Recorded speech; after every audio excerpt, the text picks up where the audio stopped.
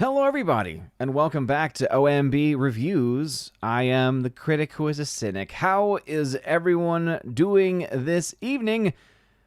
Happy and blessed Monday, blessed feast of Saint Helena, and welcome to episode 572 of the Welcome to Asgard podcast, where tonight we're going to talk about some box office facts because boy, oh boy, was this weekend a doozy.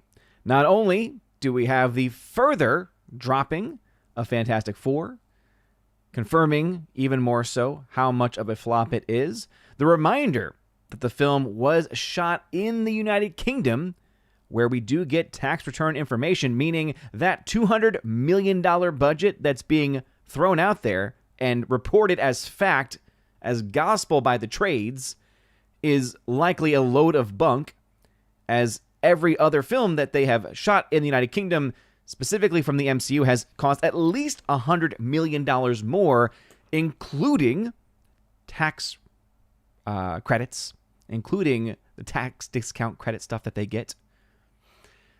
Oh boy, oh boy, oh boy. That film still doing terribly. That film essentially donezo at the box office. But really, to me, as big of a story as that is, and that would be the big story right now, but the gun nuts just couldn't help themselves. The gun nuts are still out there trying to make fetch happen, as it were, right? Trying to make fetch happen, even though no matter what they do, no matter what they say, it's just not going to happen. We could talk about how there are multiple things that can be true all at the same time, but what we can say as of right now, whether anyone wants to hear this or not, is that James Gunn's Superman is still theatrically $50 million in the red. It has not made its money back on box office alone. Now, I hear what you're saying. Oh, well, we could talk about other ancillary revenue streams and those VOD sales. Look, I will give that to you. The fact remains, by the time it went on VOD, which was this past Friday, it had still not broken even. One of the things that we'll talk about tonight is that many of the examples people are trying to say, but what about when this movie went on VOD? And what about when this movie went on VOD? Major difference. Every movie you've listed was profitable by the time it went on VOD. And in many cases, by quite a lot. Quite a bit of profit, in fact, by that point in time. Quite a bit of profit. But people don't want to hear that, right? People don't want to understand reality. People want to, for some reason, I don't know, I really honestly do not get it. They want to try to make it out like Superman is this huge, massive success.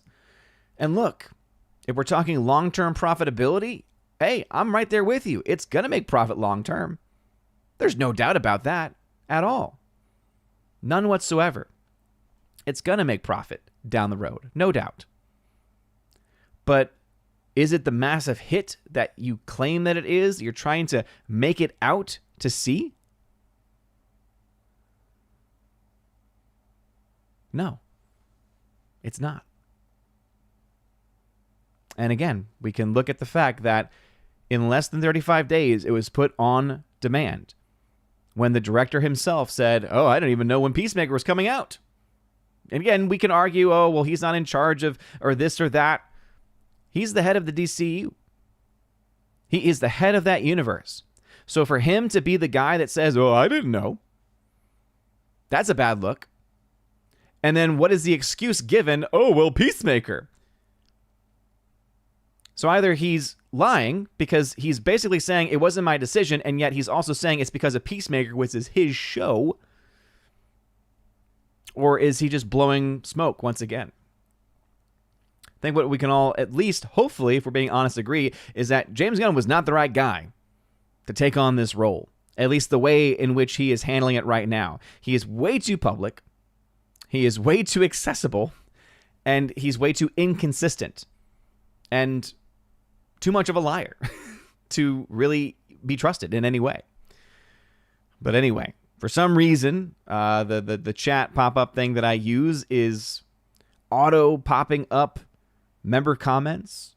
So kudos to members out there. And again, I'm not going to go out of my way to change it right away, but if you're wondering why are comments randomly popping up, that is the reason as to why. Before going any further, please make sure you smash that like button. Make sure you also smash the rumble button as well. What's going on if you're watching over on Twitter/X? Let me go ahead and make sure that the chat is live over there right now. Got to, I think, refresh it. Let's see. There we go. There we go. I'm going to put a message over there. Howdy for those watching over on X. But let's say hello to the people who are hanging out in the chat tonight. But I first want to give a huge shout out because early on in the stream, we actually had a super chat. Crazy, crazy, crazy, crazy. This was at 5:50. I want to give again a special shout out to Wayward Noodle, Mr. Noodle, who at 5:50 gave a $5 super chat saying flying to Boston to put together an event for the United States Marine Corps. 250th anniversary, have a great show. Well, hey, Wayward Noodle, I hope that it is a fantastic event, and good luck in your preparations. Thank you again for that very, very early super chat. Appreciate it, man. We, of course, had Snortapoopus Cuber here pretty early as well, 6:40. Hello, humans and other quitters. What's going on, Snortapoopus? How's it going, sir? Glad to have you here as always. Let's get back into the chat window here. Jeremy Zakowski hanging out saying, evening, Odin and everyone on here. Good evening to you, Jeremy Zakowski. We got Carrie Banjo Sandwich Worthington hanging out. We got Shorty Short Laura, the Mother Major General Story, saying, hello, what's going on, Laura? Welcome back. Mr. Banjo Sandwich saying, Superman was mid. Mr. Terrific was awesome. Was bad A. I would agree. He was my favorite part of the film, but he's not the center of that story. It's supposed to be a Superman movie, and it was, as expected, not really. Again, he was obviously the main character, but when you have the group behind him, right, when you have the Justice Gang upstaging your star, that's a terrible move. In addition to the tonal inconsistency, which for me was the biggest problem with the movie. Was it serious? Was it comedic? It didn't know what it wanted to be. And sometimes multiple scenes tried to do both at the same time. It just doesn't work. He goes on to say that Peacemaker is average at best. Yeah, I honestly do not understand the love. But it makes a lot more sense when you remember who are the ones that are out there defending and liking Peacemaker. They're typically the same people that are defending and liking Superman. So they tend to be hand in hand with each other. And keep in mind, not everyone defending Superman is a gun nut, by the way. I just want to make also clear, multiple things can be true at the same time, right? There could be two different groups that support the same movie, one of whom is crazy, and the other whom just has a bad opinion.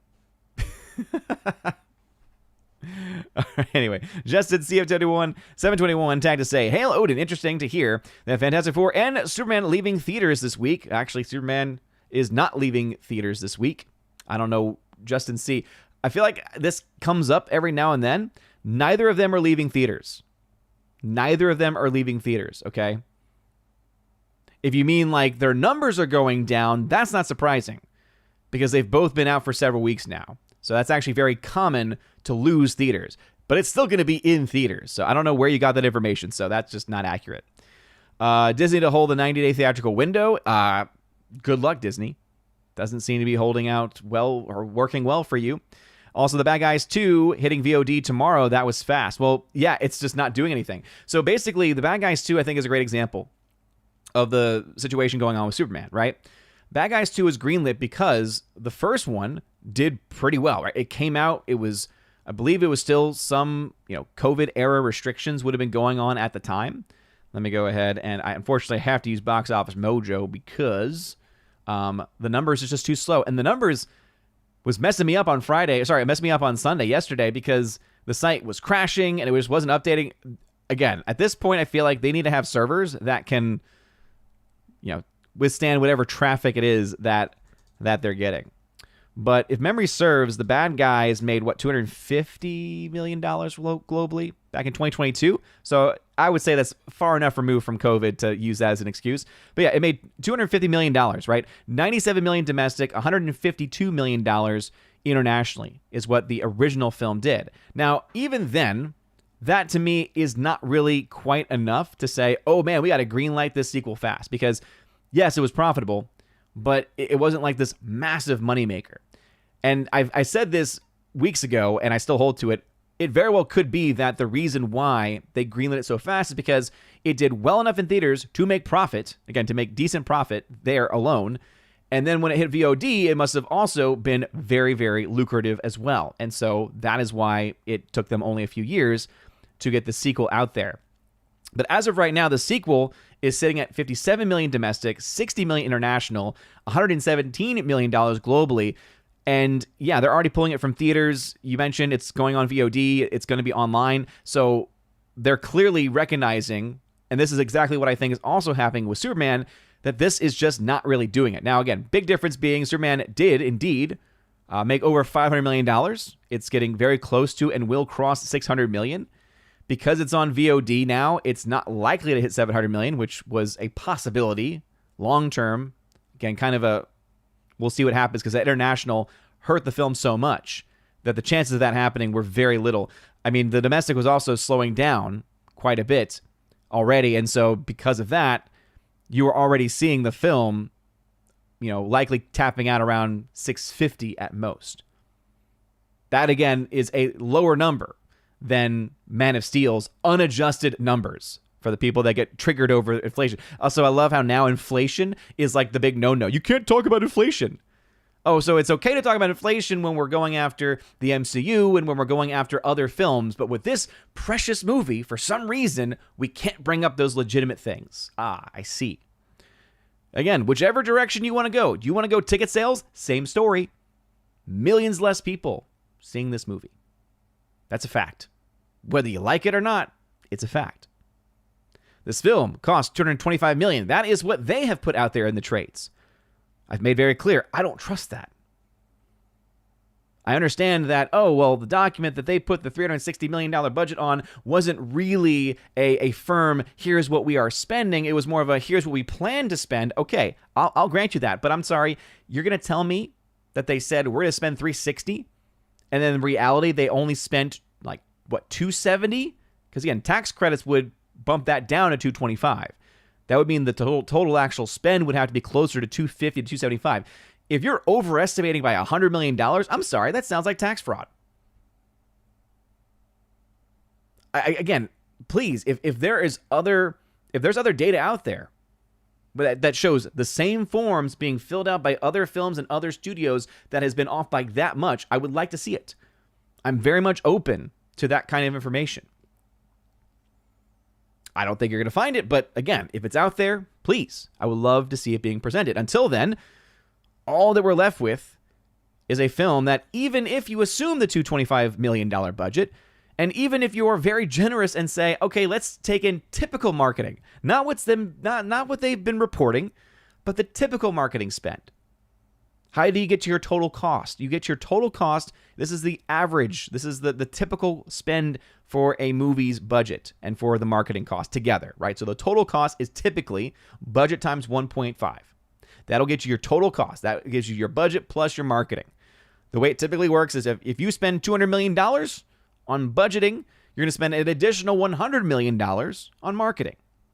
That's usually how it goes. Now, Disney, of course, usually spends a bit more than the average. Warner Brothers obviously put a lot of money into this movie. And again, you can talk about, but what about this deal and that deal, and that's not really a spend. Okay. I'm just talking about what your typical spend is on a movie. Not taking into account those other things.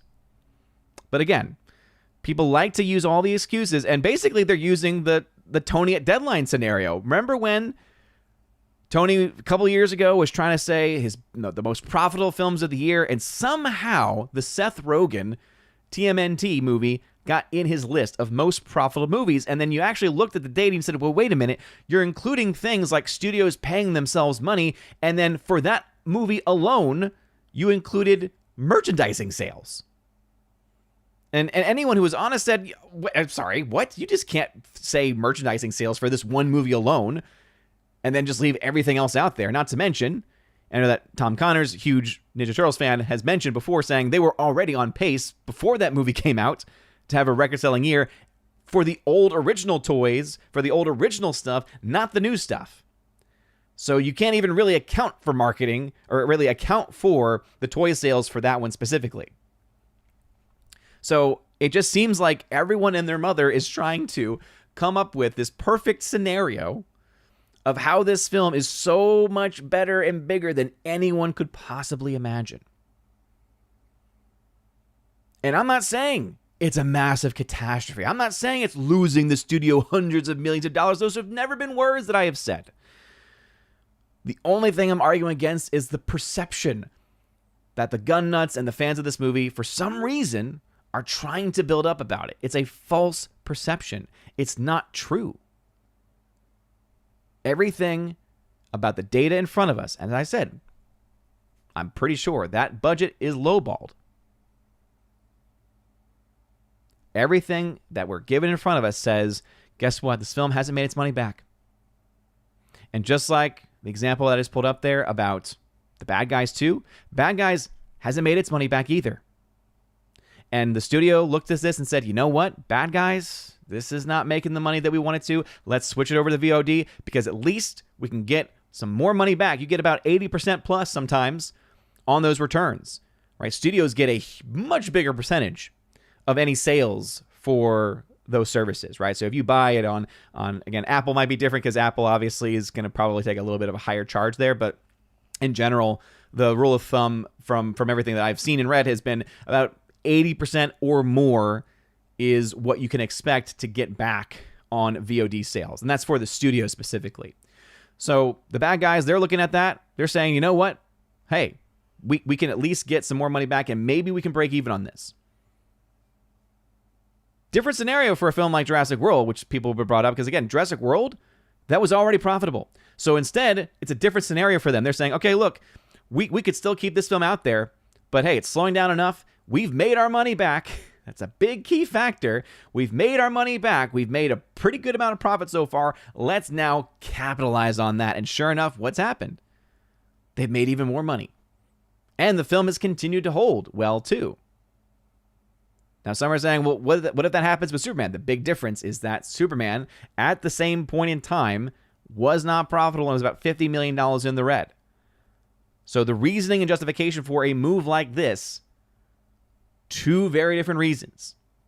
It's still all money-oriented, but the motivations are indeed different. So, anyway. Justin C. again, welcome to the chat. GMuggis86, hello. Forever Sci-Fi, who's a member on the channel. Hail to you. Thanks for being here, of course. We got Jimmy A. hanging out. Hello, Shannon Odin. Hello. Hello to you. Keely Chow hanging out. What's going on? Saying, how are you? Thor, Freya, and Baby Sif doing? Also, how was your weekend? Weekend was great. The parents came in this weekend, so they got to spend some time with my kiddos. We got to move some stuff around the house and get stuff like that done. We got to get ice cream. I had to leave Friday Night Tights a little bit early. I say early. The show went over 4 hours. And after last week where it went under time, it's like so confusing. I'm like, wait a minute. I go away to say goodnight to my son, and like I'm now in the back room with like X-Ray Girl. And I'm like, wait a minute. The show's over? Why did it end so soon? It almost always goes on after. And then this week, it's like, okay, we're still going. And it was like 4 hours and 22 minutes. Hadn't done one of those things in a while. But once I hit 4 hours, I was like, look, my parents are in town this weekend, and I got to take the wife out. It's hard to make plans like that when it's inconsistent. But other than that, weekend was great. Ice cream was delicious as well. And thank you for being here, Kid Chow. We got Kimberly G, Killian Shadowcat. What's going on, Kimberly G? Hey, Odin, all the beautiful chat. This is the best chat out there. Kincaid Rumsky, the man, the myth, the legend. Kincaid Rumsky, I sent you an email, and I don't think I ever got a response back. But I watched it, Kincaid Rumsky. I watched it. I've seen the Meg 2. To all the people out there, if you're listening on audio, If you're one of the few people that do listen on audio, I'm holding the 4K Steelbook that Kincaid Rumsky sent me of the Meg 2. We all know, if you've been here for a while, that Kincaid Rumsky is obsessed with this movie. He loves this movie. He adores this movie. He's so excited for the Meg 3. I have withheld watching this movie because I thought, look, the first movie was fun. It was stupid and fun. Not a great film, but entertaining. When they announced the sequel, I said, why? This is just a cash grab. This is a clear cash grab, and I have no interest in it.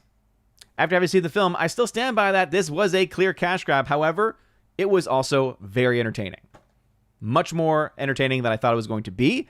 The dude with the backpack, was his name JJ or DJ or whatever his name was? That dude was hilarious. My favorite part of the film was him. Some of the CGI actually looked pretty good. Actually worked very well. Other CGI, not so much. But I've seen it. I was entertained. I gave it a decent score over on Critic List. A high decent score. Because, again, the film itself is not good. It's about what you would expect. It's about what I expected. I did not expect it, though, to actually have entertainment value. The way in which some characters in this movie are, you think they're finally going to die and then they don't, is hilarious. And the fact that they make fun of it is great. Man, I thought he was actually going to die that time. Oh, man, I didn't think he was going to make it that time. That was fun. Am I going to watch it ever again? Probably not. But I will say this. Kincaid Rumsky. Again, even I can admit when I'm wrong. Doesn't happen often, but I can admit it, despite what the gun nuts might think. And I was wrong. This was actually an entertaining movie.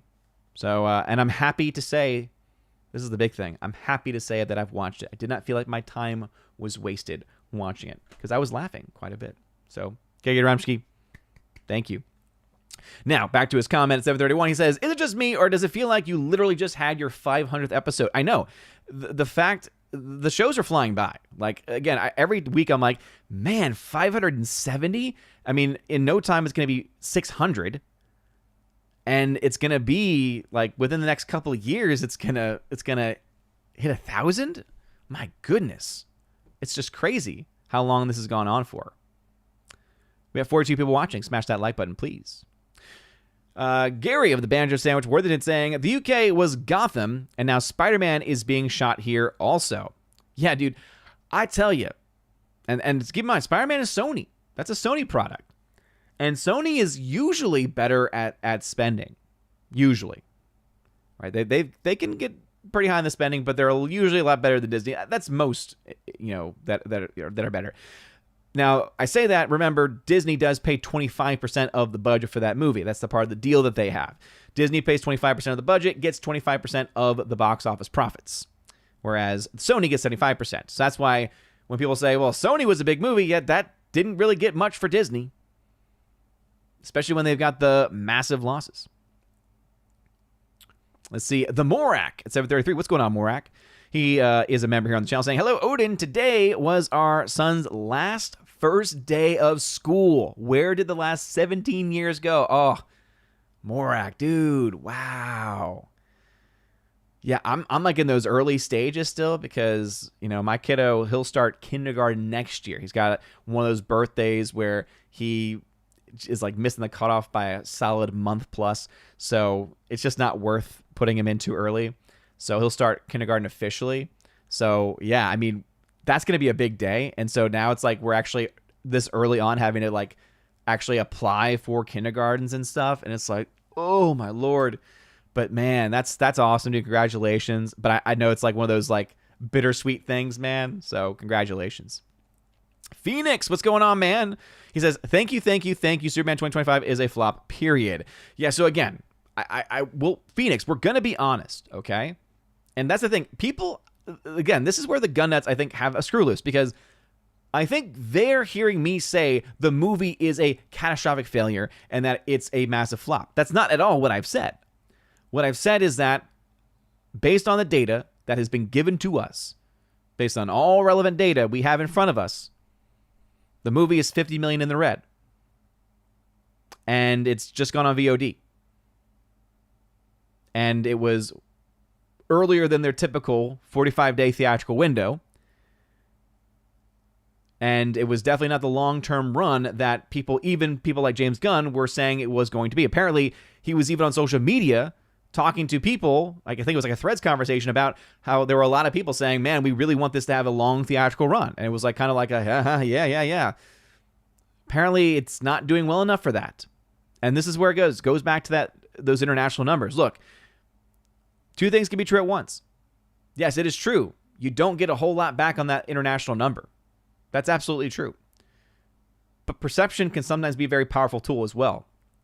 And so if your film is getting to $600 million and you put 225 in, and today's break-even point's closer to 3 times your budget, again, why? Because you get 55% back domestic, 40% back international, 25% from from China, and you have the kind of spending you have on this movie. And again, I think that the budget is, I honestly don't accept that budget.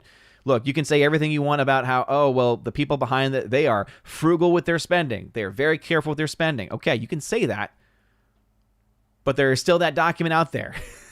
And again, you can try to explain it away, but $360 million is what they said they were going to spend.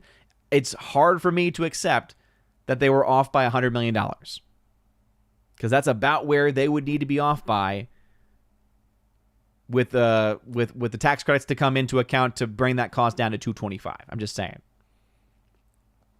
So as I said, it's not a massive flop, and they're going to make some profit on the movie, but it's not going to be until those VOD sales start going. And again, they're getting those VOD sales, but guess what? Do any studios ever release the raw data as far as video sales, numbers, and profits? It's interesting that they don't really. It kind of does make you wonder, why is that the case? And again, the perception is that they're supposed to get about 80% of that money back, but maybe it's not as high as that. Maybe it's not as good as one might think it is. Maybe piracy is a much bigger factor than we even realize. I don't know. It seems like something that would be a huge win for a studio, right? Going back to the Bad Guys 2 situation, right? If the first Bad Guys did 250 globally and then had a massive VOD, why wouldn't you say, we've made $2 billion on VOD? Whatever the number is. 200 million on VOD. I don't know. I honestly do not know what kind of money they're making on these VOD sales.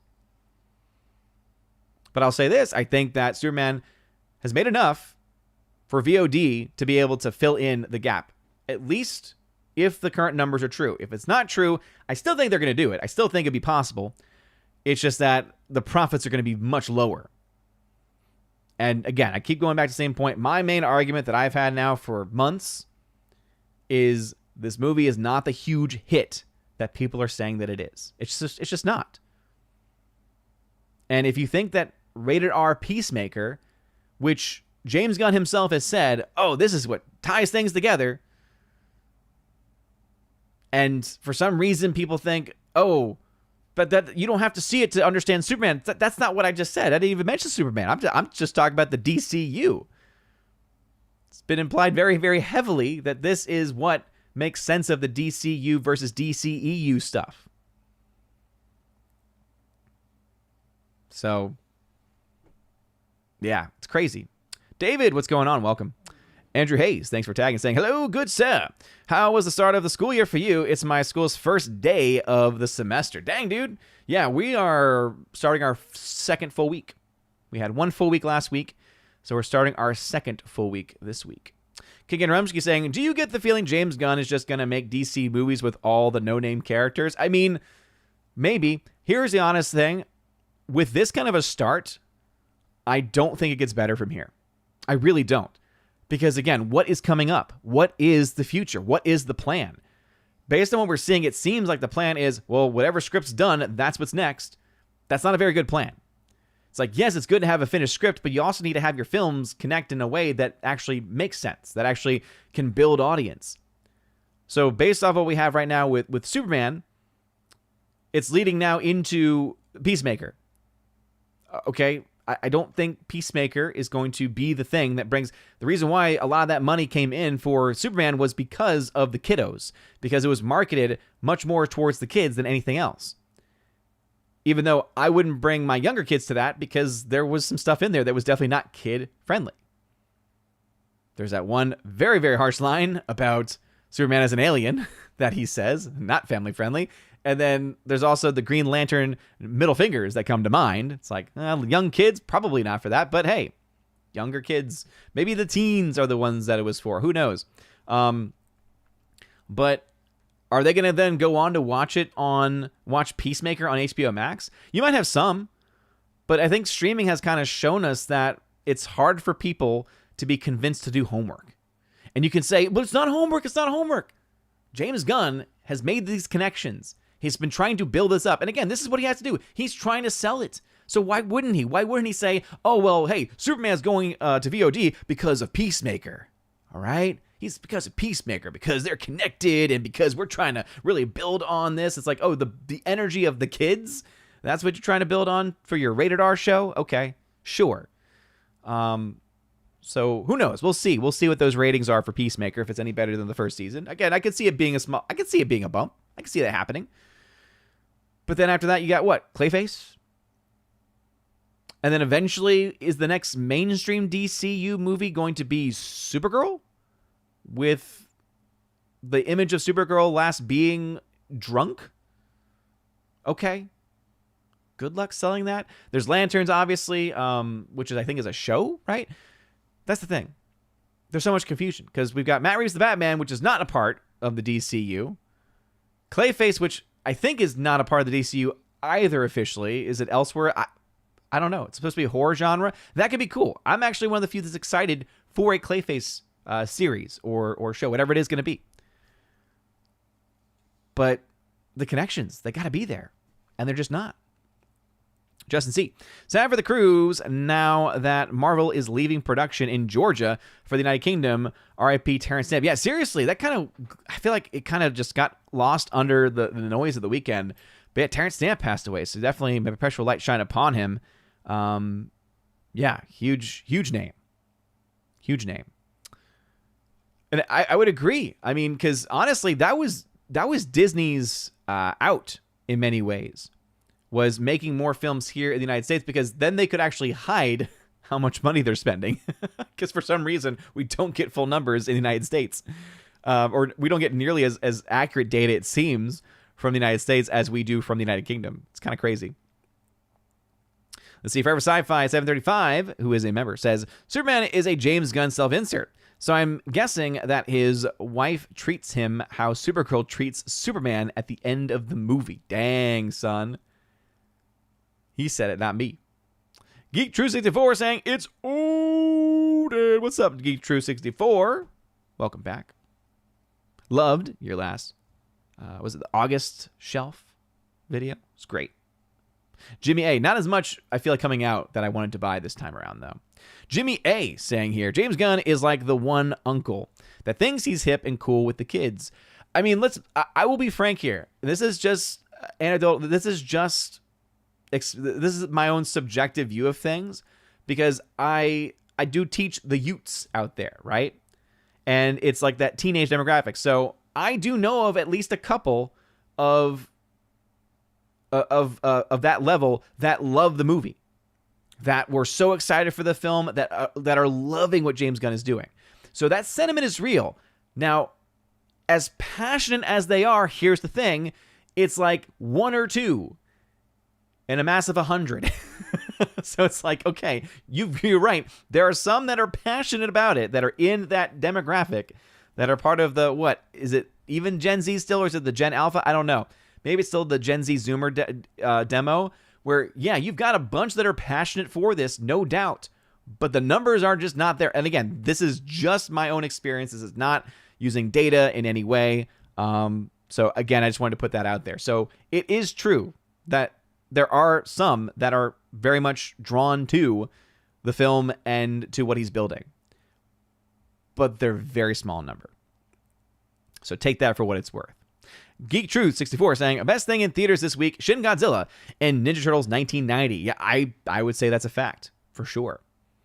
Of the newer films, I definitely think that there is enough to be said for Weapons. I've made my thoughts on Weapons clear. I think, to me, the ending goes off the rails. And I think that the story does not, and people always like, oh, you just want everything spoon-fed. No, your story needs to at least be able to sustain itself. So if you don't give enough of how this specific thing, how the mechanics of your movie work, It's very hard for a movie like that to be able to be really successful, narratively speaking, because it means that you can just do whatever you want, because since you've not established the rules, how do we know when you break them? How do we know if you're breaking them, as it were?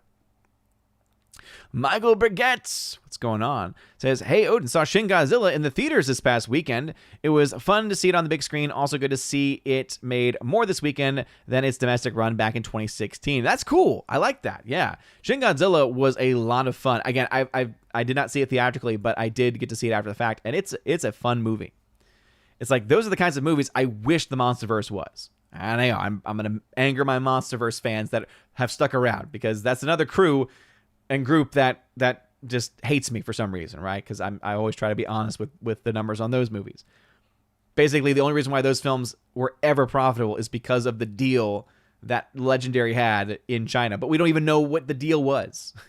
We have one quote from one executive of a Chinese-run company saying it's better than 25%. That's not a lot to run with. That's not a lot to run with. Oh, man. But anyway, I wish the MonsterVerse was more like Shin Godzilla or Godzilla -1 instead of just the garbage that we've been getting. Let's see. Fun with collecting. Hail OMB. Hail. Gary saying here, UK had a hot summer, so we went out, not into the cinema. What? What do you mean? So Heal99, what's going on, saying, I didn't like Superman at all, but I will say, for a movie that wasn't very good, it making $600 million is rather decent. I think if it was good, it might have made $700+ million and broken even. That second point I would definitely agree with. I think that if the film was actually good and was actually as big as the fans of the film try to make it out to be, oh yeah, I mean, if it was as big as the people's minds, like the people have in their minds, it would be $1 billion film. Like, the way they talk about it, it's as if it were $1 billion film, but it's not, right? Again, it's not even made at $600 million. It's going to. It's going to tap out maybe before 650. And yeah, you look at that and say, 650, that's pretty good for a movie, right? That's over $500 million. How is that not good? Oh, wait. $225 million budget. Minimum $110, $112 million marketing. I mean, that alone, oh, wait a minute. Hasn't made money back. You add on top of that, it's probably cost more than that. Again, VOD, it's going to be able to make those sales up. It's going to be able to make up those lost profits for sure. Again, that is something I've always also been very upfront about. It's like, look, out of the fact, definitely, I think, great chance to make money back and to make a decent amount of profit there. But it's not now. It's not now. And when this is your tentpole movie that you put a lot of money into, you put a lot of faith into, and it's not bringing in the big bucks, that is a bad thing. And again, everything has to be taken in together. And then what's your next thing? Who knows? What is the next major project that's coming out theatrically, at least? I'm sure there's a plan out there somewhere, but that's the plan this week. What's the plan next week? Seems the plan can change quite a bit when James Gunn is behind the helm. Justin C. saying, the Fantastic Four and Superman news I heard from Chris Gore on Versus. I may have misunderstood the news. Apologies. Yeah, basically what he's... shout out to Chris Gore. I love Chris Gore. I love Film Threat. And what he probably meant to say is that they're losing theaters, right? And they are, right? So Superman this past weekend lost 240-ish million theaters and actually had a good hold. That's the other thing, too, that I was very clear about in my box office breakdown. For going on demand this past weekend, Superman, and then having that kind of a hold still in the 30s range is good. Now, again, I do think if we're trying to use reason and logic, the good reason to explain that would also potentially be, well, it also kind of randomly came out on VOD, right? There was the rumor that was squashed by many that ended up being pretty accurate that it was coming onto VOD early. Sure enough, it did. But it also just kind of happened, right? It's like, what, the day or two before it came out on VOD, the announcement was there or the news was out there. So that's not a whole lot of turnaround in the news cycle either for a lot of people to know, right? Most normies don't keep up with this stuff. So that could also explain. Next weekend, we'll probably have a bigger tell, right? If next weekend we're still seeing drops in the 30s, low 40s, okay. Still holding. Again, it's been out for a while now, so it's not making that much more. And because the internationals are dead for this movie, it's only going to be able to make so much more to its global total. Jimmy A. I tend to doubt Ninja Turtles 2023 merch sold that well. It sat on store shelves for months. Yep. And yet, that was the metric that Tony at Deadline used to say that the film was profitable. And again, it's that kind of logic that seems to be similar to what's driving the whole James Gunn thing. It's just crazy. Sherry Allen, what's going on, Sherry? Hosataka, what's going on? Gary Banjo Sandwich. Odin is now a Meg 2 fan. Yeah, I would say I can consider myself a fan of the Meg 2. I think it was a good time. Now, does that mean I want a Meg 3? No! I still feel the same way that I did about the Meg 2. Jimmy A saying, respect to you for finally watching Meg 2. Now you have officially become based and enlightened. Oh, have I finally made it? Have I finally gained and garnered respect in your eyes for finally watching the Meg? Sorry, the Meg 2. Yeah, I gave it a 59% decent score. It's rocking a 42% decent score right now over on Critic List. And I've got one dislike. I don't know if it's because I was too high or if it was because it was too low. Oh boy. Okay. No. We got to pull this up now. All right. Normally we do numbers and stuff first, but let's talk about the Meg 2 a little bit. Okay. So Jimmy, I appreciate the sentiment there. All right. So man, oh man, we're over on Critic List right now. And look at this comment here. All right. Shout out to Alex. I love Alex Arrow Cave. J. Alex McCarthy Jr., as he's known here on the channel. I love him. He has one of the worst tastes in movies, though. He loves bad movies. So when he says something like this actually gives me more confidence, in my opinion. He says, and again, this is a guy that has defended movies like R.I.P.D. R.I.P.D. He says, even I thought it was dumb. Now, I also think it's dumb. I also don't think it's a great movie, but it's fun. Oh, man. So, downvote for Alex's comment. How dare you? Shorty Short Laura saying that trench stuff was ridiculous. Agreed. But, man, it was that ridiculous to the point of this is actually entertaining. But the second half of the movie was funny, yes. And the dude with the backpack. Gary Banner's there with Worthington, surprised by it. Yes. Bulldog 3, there was no sign of Meg, Stewie, or even Brian. I see what you did there. Fuzzy Ninja 5, the first one is better. Yeah, I mean, honestly, I would probably agree it's a better movie, but they're both bad. They're both bad. So I'll give that one a like. And then Terrapin Reviews says 0% no. No. By the way, I got a bone to pick. I got a bone to pick with Terrapin Reviews. Forget which one it was, but he's got a lot of things out there. Here it is. He's sharing an 87% most excellent score for Superman. He gave a 50% to the original Roadhouse, which is a lower score than The Big Year. Now, again, I'm not trying to go after The Big Year here, but what? 59% to Cowboys and Aliens, sharing an 85% score from Bookstore. Again, there was a review he put out there that I was just like, oh, come on. Oh, yeah, here it is. 60% rad score for Fantastic Four. So these are the kinds of reviews he's given. So when he's judging me for the Meg, I'm like, nah, man. Nah, man. I don't think so. Because I know so. Jimmy A. Appreciate that.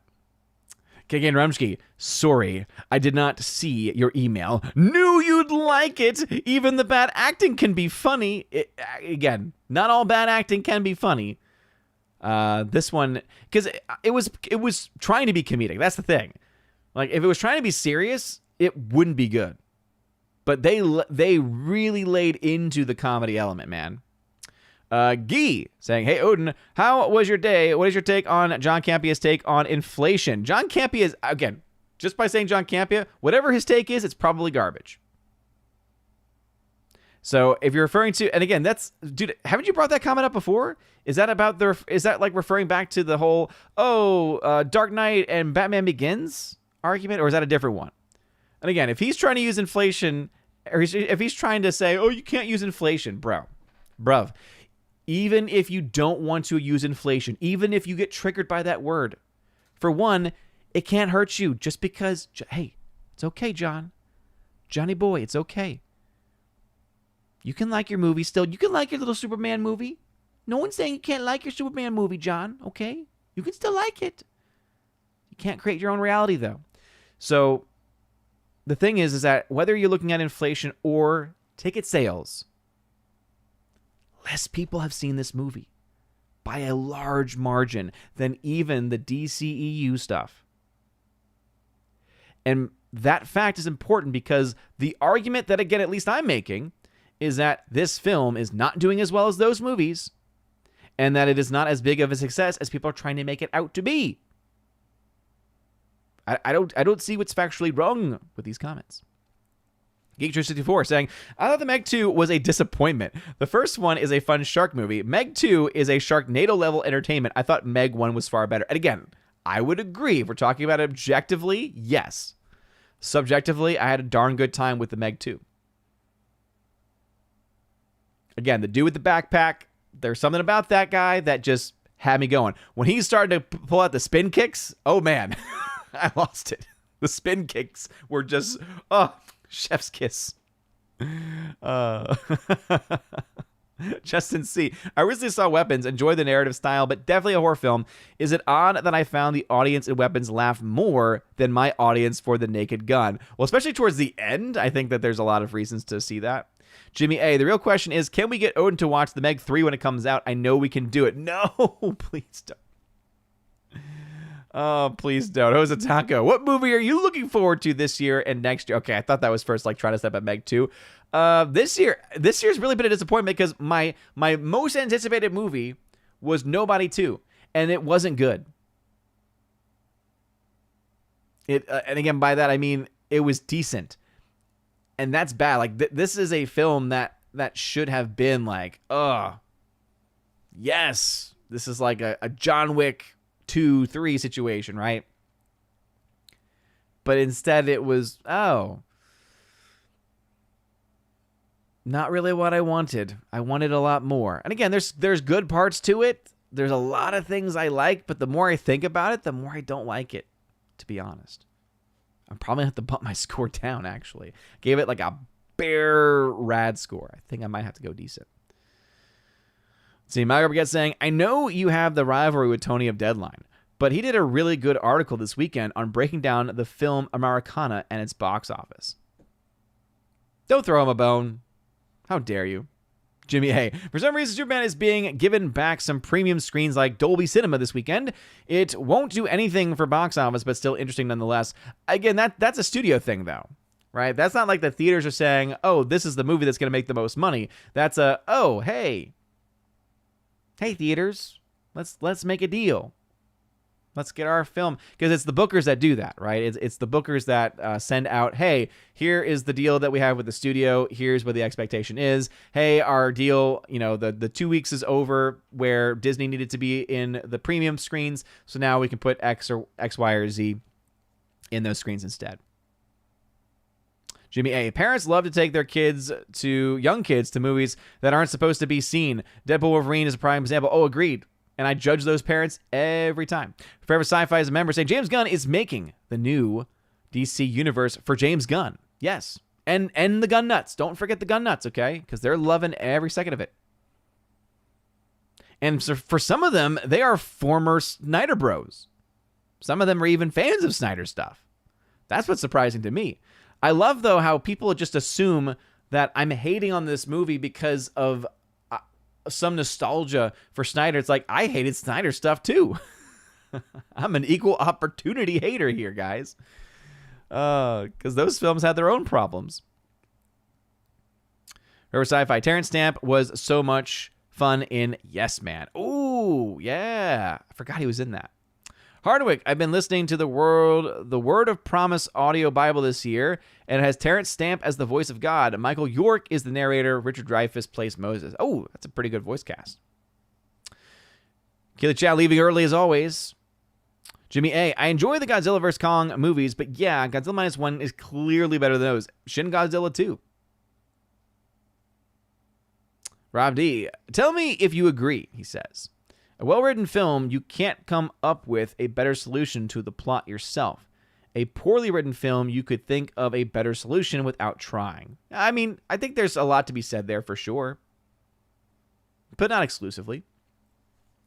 Hardwick, a lot of people started to have hope that the new Red Sonja movie would be good when a redhead got the role, but it looks like it's neither well-made nor faithful to the comics. Yeah, Hardwick, I don't know much about the comics. I've seen 20 minutes of the movie, though.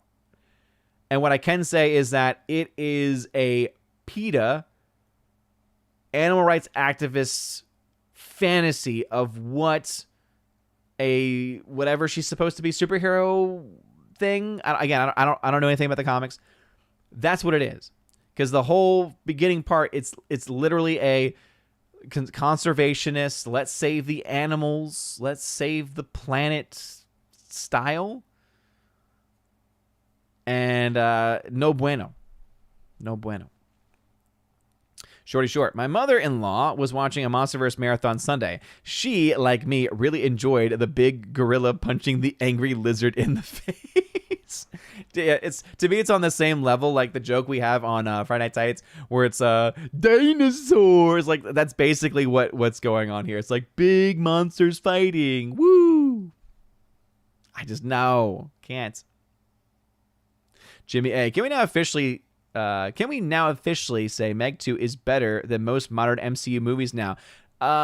More entertaining. That's as far as I'm willing to go. More entertaining for sure. No doubt about it in that case. Kalikioki! What you doing here, man? It's not Saturday. Glad you're here, though. Welcome back. Hail. Hardwick, how well do the Meg movies compare to Rampage? Oh, man. Because Rampage was more fun than I thought it was going to be.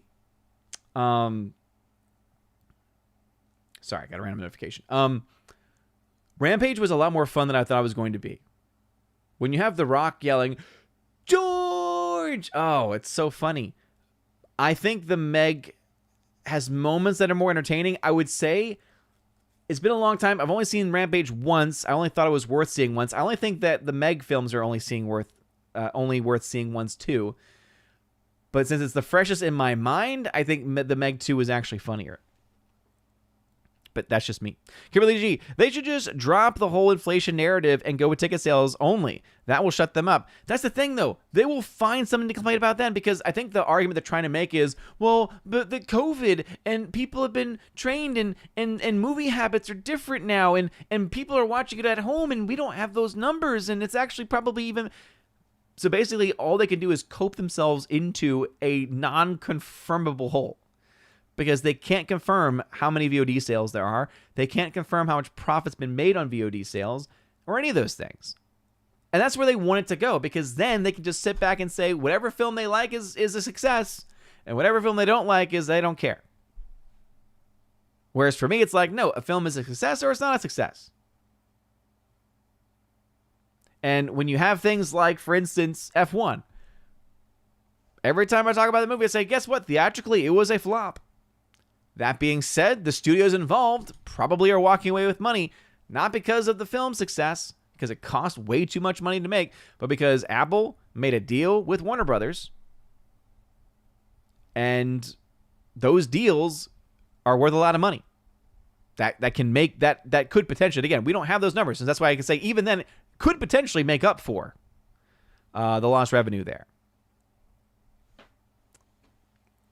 Joey Short, I need to see Shin Godzilla. It's always seemed so gory and weird. Oh, it's so weird. But I will say this much, Laura. So my son, he's never watched the film Shin Godzilla, but we have a book that is like the encyclopedia that has all of the Godzillas, all the monsters. He loves going through it. And one of his favorites is, and because I think it's just so weird, one of his favorites to go through is the Shin Godzilla phases. And his favorite form is the first form we see on land, which I think is technically the second form, where it's just like no arms, literally just hind legs, and just like dragging his front on the bottom, big buggy eyes, and weird, basically blood coming out of his like gills. It's creepy, but for some reason he just finds it fun. Okay, again, Rumsky, random question. Can you explain as best as you can the difference between all the versions of Godzilla? All the versions of Godzilla? No. If you're talking about like the two big universes right now are Monsterverse and basically what Toho's doing. So, Toho has been responsible for, and I know what you're going to say, Monsterverse defenders, well, Toho's getting paid for this. Okay. Yes, Toho, financially, you can say Toho is very happy with the Monsterverse. That doesn't mean anything for the individual Monsterverse movies, though, okay? As far as quality of movies go, for Monsterverse from Toho, the ones that are more connected to that are Shin Godzilla and Godzilla Minus One, right? And those are still different creatives behind it, ultimately. Different budgets behind it as well. But essentially, the main difference, think of it as Japanese-produced movies versus American-produced movies with like co-financing, co-production. In the case of the Monsterverse films, also, they got involved, or at least Legendary, one of the companies got involved with a Chinese production company, the Wanda Group, I believe. And it was because of that connection, the thought was, oh, now they can actually keep more of the money made in China because of the Chinese connection, because Chinese companies are not held to the same standard that American companies are, right? That's why American films, you only get 25% of the box office receipts, but it's better for Chinese companies. We just don't know how much better. Short saying, Rampage was way better. Of course the giant wolf can fly. Again, it's been a while since I've seen Rampage. Rob D. Meg 3. Jason Statham will be fighting 6-foot-tall ninja sharks that stand on their fin tails, and the Meg will do something stupid crazy like swallow the icon of Sea's cruise ship. Dang. Migrate saying, Hollywood Reporter today put out a top 10 ranking of wrestlers turned actors. Top 5, Dave Bautista 1, Dwayne Johnson 2, John Cena 3, Roddy Piper 4, Adam Copeland 5. That is the dumbest list I think I've ever heard my entire life. So, the only argument you can make for Dave Bautista to be number 1 is basing it off of box office success. And it's only because he was in the Guardians of the Galaxy movies. That's it. If you look to his individual films, they're terrible and they don't do anything. He does not bring anybody out to watch his movies.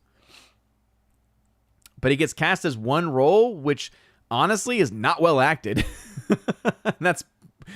It works for that character, I guess. You don't really have to be able to act. You just have to be able to yell occasionally as well.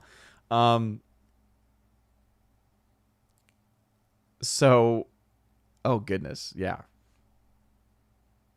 That's crazy. That'd be the only argument, though, is financially, and it's because of his connection to the Guardians films. The fact that Adam Copeland is even in the top 5, though, because I feel like there's got to be more wrestlers that have been involved in acting.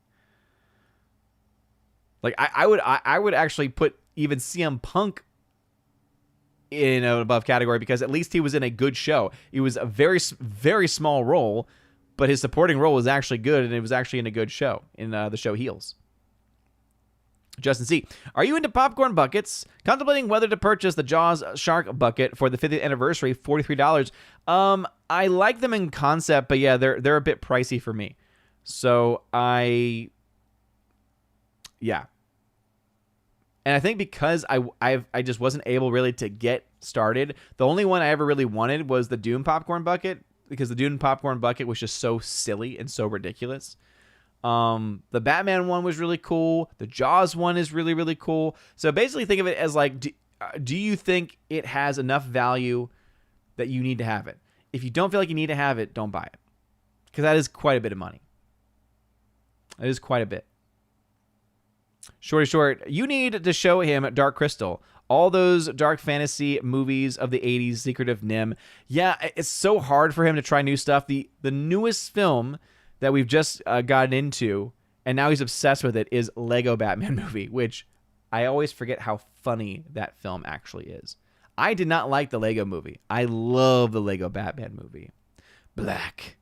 All great movies begin with a black screen. Warner Bros. Again, it's the stupidest, simplest things, but there's some good humor in there. Shorty Short saying, we need a list of the dumbest list. Oh man, we could make a whole bunch of things there. Myra Baguette saying, CM Punk was in the honorable mention on that list. Of course he was. And let's be honest, it's because of politics, guys. That's also a big part of why that list is the way it is. Shorty Short, this is a fantastic shout. Yes. What about Andre the Giant? Is that going to be in their honorable mentions? And yeah, clearly they don't want to touch the third rail of Hulk Hogan, because if we're talking about successful, Hulk Hogan would definitely be up there for sure. And again, if we're also Macho Man Randy Savage, Bonesaws ready. Not to mention all of his Slim Jim commercials. That's still acting. Yeah, clearly they must be basing it off of some metric of success or politics, would be my guess. Thanatos Felicitas saying, movie recommendation with Roddy Piper, Hell Comes to Frogtown. It's a fun, bad B movie. Really? I didn't even know he did more movies. Myra Baguette saying, 6 through 10 was Kevin Nash, Hulk Hogan, Paul White, Jesse Ventura, and Andre the Giant. Dude, that list is terrible. Like the ordering. Because Andre the Giant should be way higher. I feel like Jesse Ventura maybe even should be higher as well. Paul White, The Big Show, like, what has he really been in? Also, Kane's not in that list. Kane did the really bad horror films. Again, they weren't good, but I guess Kevin Nash would actually be one where I'd say he's actually been in more than you realize. So I'm okay with I'm okay with Kevin Nash on that list. Yeah, Jimmy A. Lego Batman movie is genuinely hilarious. I totally agree. Hulk Hogan, brother. All right, the director of Red Sonja also directed Solomon Kane, 2009, back when he was still known as Michael Bassett and hadn't started publicly identifying as, oh no. Well, there you go. That explains quite a bit. So he got infected with the T. That's all we need to know, Hardwick. Kimberly G, it's scary music that will make a parent or executive... Oh, yeah. It's scary music that will make a parent or executive nervous. Yes. No, actually, the line that gets me every time is, DC, the house that Batman built. Yeah, what, Superman? Come at me, bruh. Because it's so true. Short, not having Andre the Giant in the top 3 is bull hockey. I totally agree. Bull dinky, as my mom would say. Bull dinky. Not having Andre the Giant in that list. Totally agree. Well, I think it's about time for me to talk about some numbers here. We've kind of implied it, but we haven't done it officially. And it's important because I got to give the people what they want. The people, they love talking numbers. They love having this conversation. 36 people still watching. Thank y'all for watching tonight. Appreciate it. So let's go ahead and talk about some numbers, guys. You know what that means. Time to see a real math magician at work.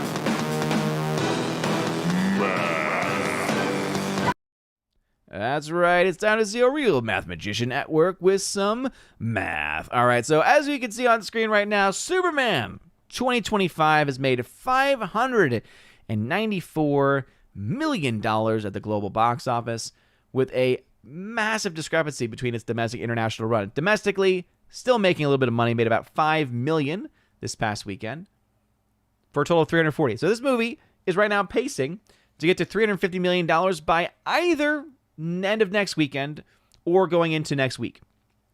Going rather into the following week. Internationally, it's essentially done so, okay? The big news, of course, over the weekend was that this got released on video on demand. And the bigger news was that this was less than 35 days since its original release. That means 10 days before, almost more than 10 days before, the typical Warner Brothers 45-day theatrical window, a lot further back, a lot earlier than the older 90-day theatrical window, which big successes, and this is where, again, the argument being made by many is, oh, this is a huge success. Huge success is Top Gun Maverick. And you know what? That film stayed in theaters for about 90 days. Big successes are films like, of course, now that it's later in the show, my brain is not nearly as active as it was. But even a massive success would be something like a Deadpool Wolverine, which, again, hugely profitable before it ever went on to video on demand services. But those are typically the films you think about, right, as big successes. Superman is not in that same caliber, is not in that same category. Are the numbers fine? Yeah, I would say that they're fine. I would say that they're decent. But remember, this film cost $225 million. And here's, I think, the thing that people are getting caught up on when it comes to this movie. By the way, quick word, Fantastic Four is a massive flop. That's the other thing, too. People are bringing up saying, what about Fantastic Four? It's like, I'm not defending this movie either. This film is a massive, catastrophic failure in every single way. This is a huge disappointment for Marvel. This was supposed to set up their future. Again, it's a similar story, but very, very different results. But neither of them are a great scenario. Neither of them are really good news. All right, this is terrible news for Marvel. But Superman news, again, is not as great as people want to think that it is. So again, let's go over the charts, because again, we love charts here on OMB Reviews, and I think this is where people are getting a little caught up, okay? So first, we look at the data, okay? As of right now, the film is $49 million in the red.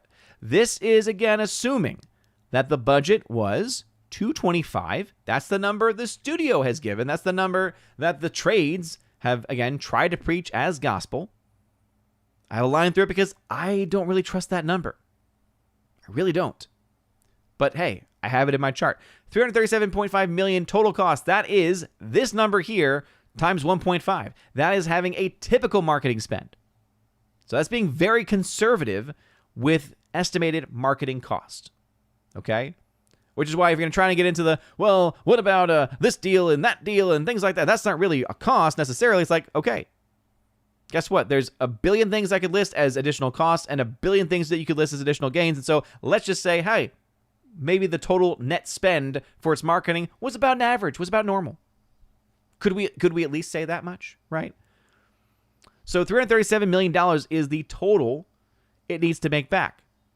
Now, the thing that people have been getting caught up with, right, is the fact that, well, you have the break even, right, in your list as saying 3 times the budget, the break even is $675 million, whereas 2.5 times the budget is $562 million. Well, hey, it's gotten past $562 million. The old standard used to be 2.5 times your budget to break even. I say old for a reason. There's a good reason why I have a new category that's been new for about a couple years now with the 3X category, because movies are different today. The deals are different. The way they make money is different. And that's honestly why the number that I care most about in my chart is the running tally, the actual gain loss. And the reason why is because this gives us the most accurate picture. Again, we could try to play games with those break-even points. And the problem is that those break-even points, they are on a sliding scale. They are on a range. For some movies, they can make 2.5 times their budget and break even. Those are typically films that make much higher amounts of their money domestically than internationally. On a smaller budget, of course, right? But in this case here, that is why we remember, okay, guess what? How much has it made domestically? About $340 million. Okay, it gets 55% cut of that money. How much has it made internationally? About $245 million. Okay, it gets about 40% of that cut. All right. And then from China, 8.5 million. Let's just go ahead and try to make sure, because I haven't updated that international China number. 8.9 million is what this says. Okay, so most recent data we have in front of us says 8.9. I'll try. Let's use a different site. Let's use a site I hate in Box Office Mojo. Got to dig for this number now. Superman. Let's see. Let's go into. Do they even have their China number? Hello. Alphabetical. All territories. Asian Pacific. Oh, they don't even have their China numbers here. It's made so little in China that they don't even have it listed on Box Office Mojo. That's if it's ever not listed on Box Office Mojo, it's because there is not enough data for them to put the effort in to change the chart. So anyway, 8.9. What was that? Was that the most recent one over on thenumbers.com? 8.9. Okay, so it's made another $400,000. Okay, let's go ahead. Here we go. 8.9. Guess what? Made no difference really at all. Okay. So because of the fact it only makes 55% of that domestic, 40% of that international, and 25% of that China number, that's why it's at negative 49 million, because you take what cut it gets from those markets, subtract it from, again, I would say a very conservative 337.5 million total spend on marketing and budget combined together, and that gives you minus 49 million. So again, if you're just going to try to focus on that break even, remember, that can change for the movie. Whatever the movie is, however much money it's making, that break-even point could be very different for very different reasons, okay? For instance, I Know What You Did Last Summer is right now $3 million in profit. Its break-even point, right, 2.5 times the break-even point was $45 million. 3 times the break-even point was $54 million. As of right now, it's made about $63 million. So as you can see, it's only made $3 million in profit, so it was probably even a little bit higher than the 3. Right, for its break-even point. These are numbers, right? Numbers don't lie. Numbers are very clear. Now, people can lie about their numbers. People can try to twist their numbers.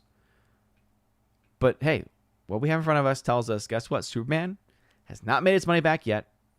VOD sales very well will make up for that and then some. Blu-ray 4K sales, again, will add more to that. Any other extra deals that they might have, that could be that could absolutely be a factor too. But data in front of us right now says, guess what? Hasn't made its money. It makes a lot of sense to put your movie on VOD when you get a higher percentage back, reportedly a higher percentage back on your VOD sales than you do theatrically, about 80% plus sometimes. It makes a lot more sense for you to say, you know what? Let's just go ahead and put it on there now while the iron's still hot. A lot of people are still excited for this movie. The hardcore gun nuts are still out there. Let's have them pay $30 for this movie. And then guess what? Now we're getting to keep 80% of that money, whereas now in theaters is a lot less than that. So as I said, multiple things can be true at the same time. Fantastic Four is a massive flop. Superman, yeah, it's going to make some profit down the line. But it's also true, it's not yet profitable. It's not as big of a movie as people are saying that it is. And just because you say it, and just because you really hope it and wish it with every fiber of your being, is not going to change it. It's not going to make it change. Anyway, there's your box office. Let's see. Short saying, Jesse the Body Ventura had a funny cameo on X-Files playing a man in black with Alex Trebek. Nice. Math. Steven, how's the fall semester going so far? Only a couple weeks in, so it's going okay so far. Jimmy A, remember that Batman said, if you want to make the world a better place, look yourself and make a change? You forgot a very important line, which is woo. Which is woo. Michael Jackson did not come up with this. Batman did, yes. That's a great part. And now it's time for some reading. So good. I also, for some reason, love the line after the list of all of the real Batman characters. It's like, you're just making those up, are you? It's like, oh, all real. Probably worth the Google. And of course, my wife, being my wife, was like, and I did Google it, and they were all real. And I'm like, good for you, honey. Then I just really says, do not have your children watch the animated movie Watership Down. It's a violent movie about bunnies. Yeah. Hardwick, he now goes by the name MJ Bissett. As Gary would put it, there's something missing from him these days. I can't put my finger on it, nor would I want to. Yeah, he got infected with the T. Steven saying here, are you surprised that Superman is beating Jurassic Rebirth domestically? Not really. Again, based off of the tracking that we were seeing earlier, it seemed like it would be a battle between the two.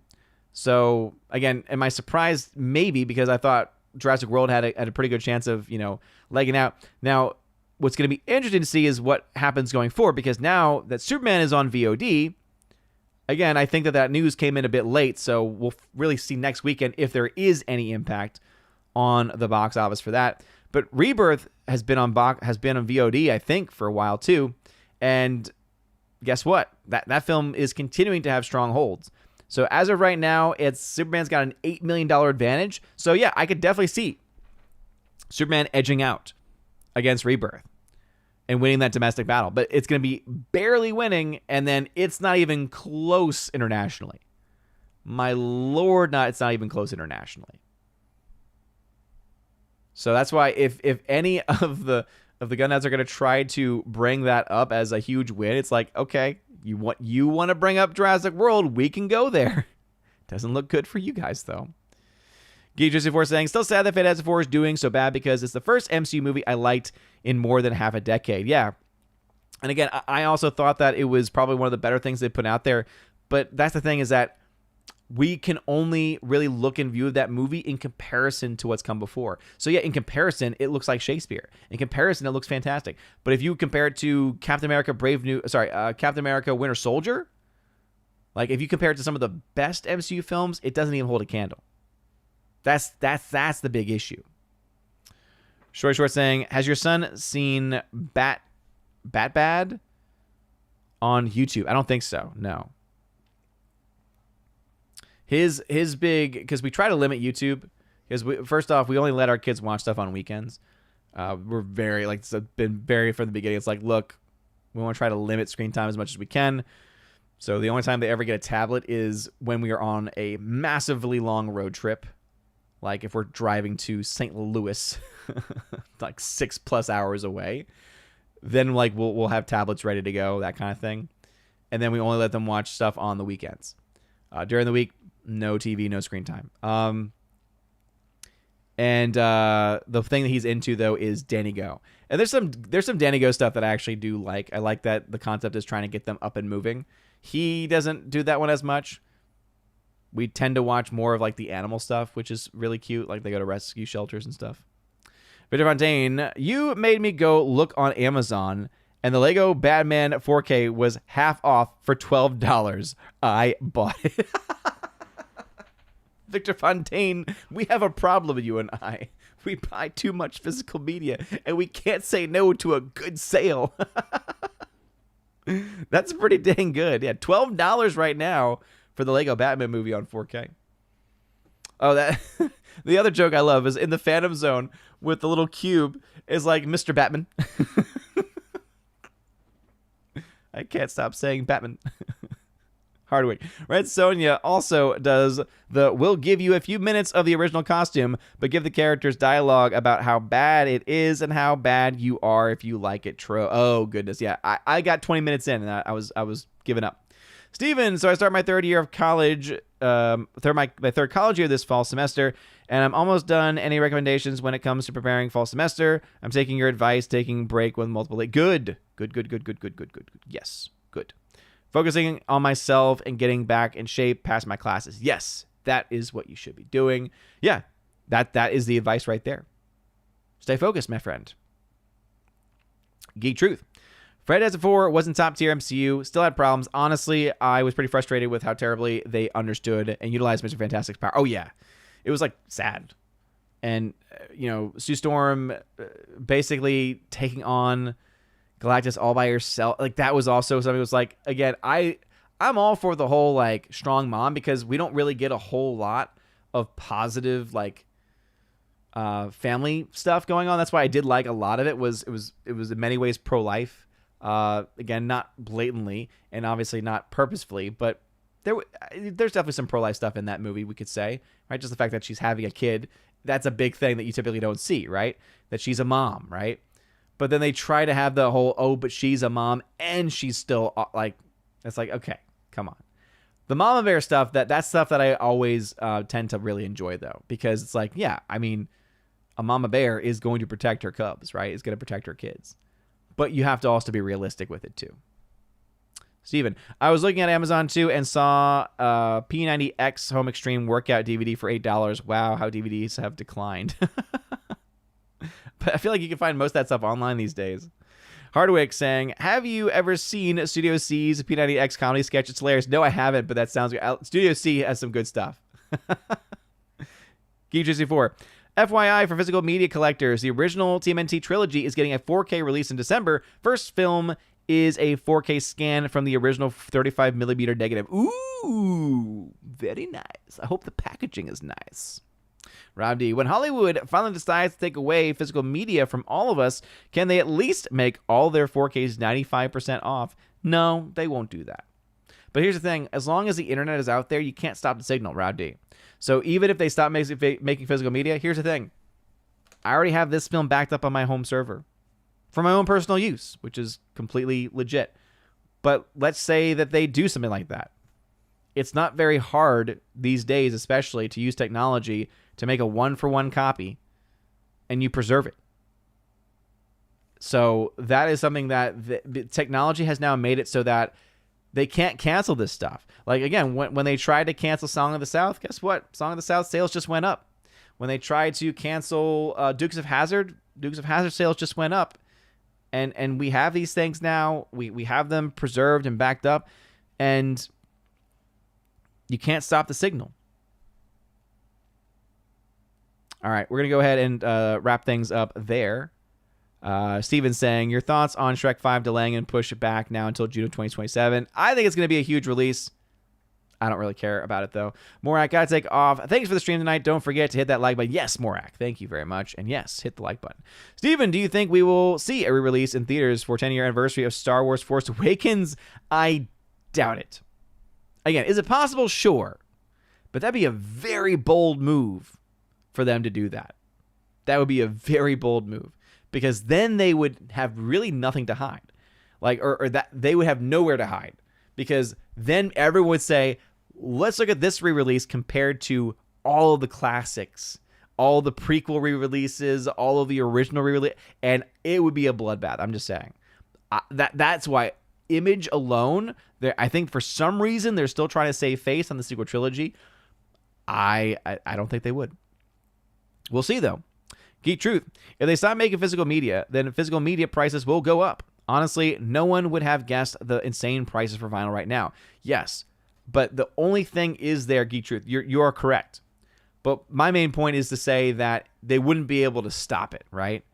Because, yes, official stuff would absolutely go up. But then you just get a black market of people selling it for cheaper. And it's so much easier to make digital copies of, like, once you digitize it, it's there. You can transport that any which way. You can even put it onto a Blu-ray or 4K disc, right? I suppose there are vinyl making machines, but it's not as easy as a process. Steven, if we do get a re-release of Force Awakens, do you think it will crack 10 million box office? Nope. Steven, what's your favorite fall season song? Mine is Smashing Pumpkins 1979. Cool. I don't really have a season song. I just have my regular mix playlist. It would tank Kimberly G. I absolutely agree. Jimmy A. I would actually watch Force Awakens for 10 years. Hot take, but it was a fun movie. Oh, no, Jimmy A. No. Again, at the time when watching it, I would agree. It set up a lot of interesting things. In hindsight, though, there's no way to watch that movie without thinking, okay, but this leads to The Last Jedi, which just destroys any of the interesting things from that movie. And then, of course, what happens in the last film. So all of that stuff is still there. And so that would kill, I think, most people's interest.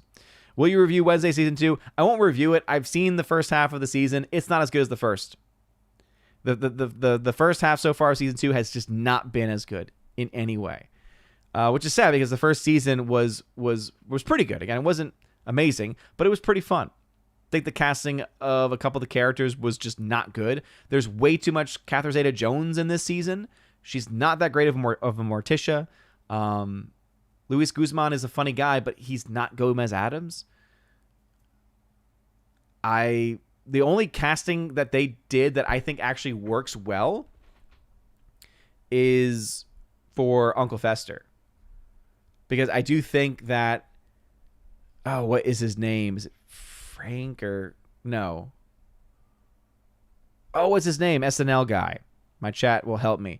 But he actually, I think, works well. I actually like him in the role of Fester because it's a bit more of a traditional. It's obviously never going to match the live action Fester from back in the day, from back in the 90s, right? It's just never going to match that. But it matches, I believe, like the original show version pretty well. And I think maybe even what the comic strip was doing too. Let's see. Justin C., good night. Good night to you. Geek True saying, that is true, Odin. There's a reason that there are so many bootlegs out there for streaming exclusives. If they don't put it out, people will make their own. Exactly. Good night, Gabriel G. Steven's like the guy where it's like, okay, I'm wrapping things up. And then he's like, oh no, I got to ask a million questions. No, that means stop asking questions, Steven. Dude.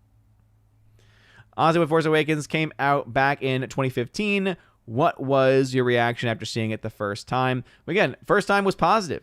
I was like, okay, don't like some of the things in here. Some of the things are okay. But I hope the next film's better. That was my honest thought. And then we got what we got. Rob D, they will do Force Awakens Special Edition with tons of CGI changes. Steven, did you wait in line for the Force Awakens when it was released? I honestly don't remember.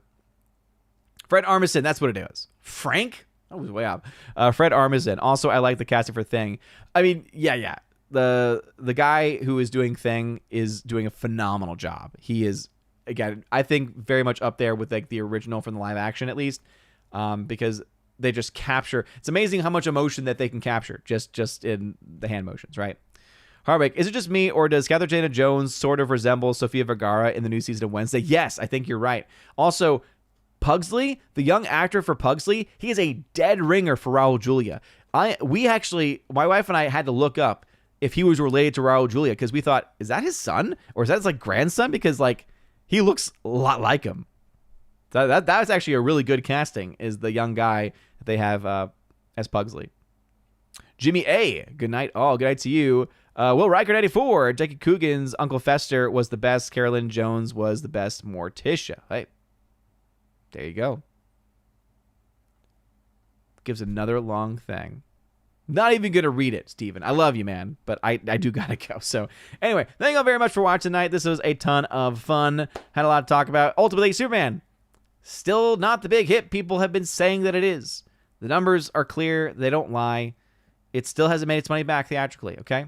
Is it going to make money back VOD? Yes. Two things can be true at the same time. Is it a bigger success than Fantastic Four in any MCU film this year? Yes.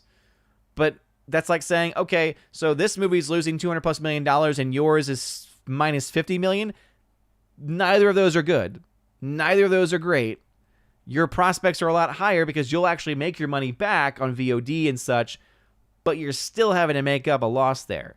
You're still not getting to the point and still not having the kind of release that you were hoping for and that you were expecting to have, especially after an opening weekend that was a lot better than anyone could have anticipated. So again, there's multiple things that can be true at the same time, okay? So that is all to be said, and Meg 2 was fun. The Meg 2 was actually a fun time. So anyway, thank you all very much, guys, for watching. Pugsley could play M. Bison in Street Fighter in the future. Dude, Geek64, think you're right. Steven, that's how you say it. Hey, I was saying goodnight. That's how you say goodnight. Say, look at this. That versus that. If you're saying that, say the same thing. Bro. Brevity. I love you, man. Anyway, thank you all very much for watching tonight, everybody. You guys are all amazing and beautiful. Have a wonderful rest of your evening. And as always, God bless.